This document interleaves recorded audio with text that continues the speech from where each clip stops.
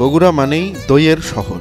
মিষ্টি দইয়ের জন্য বিখ্যাত হলেও রমজানে টক দইয়ের চাহিদা গিয়ে দাঁড়ায় আকাশছোঁয়া। রোজাদারদের ইফতার টেবিলে এখন মিষ্টি দইয়ের পাশাপাশি টক দই যেন এক অপরিহার্য নাম হয়ে উঠেছে।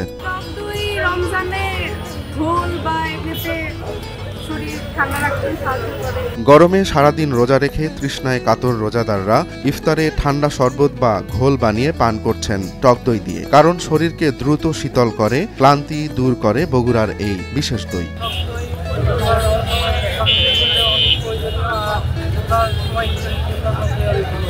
টক দই শুধু স্বাদে অনন্য নয়, এটি পুষ্টিগুণেও যথেষ্ট সমৃদ্ধ।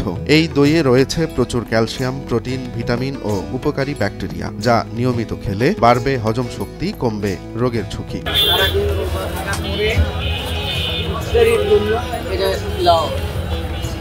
শহরের রাজাবাজার, ফতে আলী বাজার, চেলোপাড়া, স্টেশন রোড সর্বত্রই দইয়ের দোকানে দেখা যাচ্ছে ক্রেতাদের উপচে পড়া ভিড়। দোকানগুলোতে টক দই বিক্রি হচ্ছে ৮০ থেকে ৪৫০ টাকায়, আর ফুটপাতে মান ভেদে বিক্রি হচ্ছে ৬০ থেকে ২০০ টাকায়।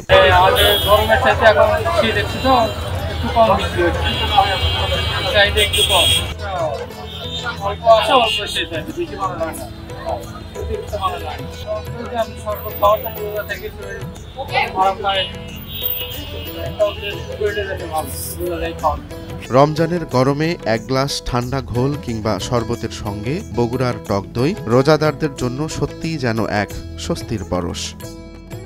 রোমান্স তালুকদার, নয়া দিগন্ত।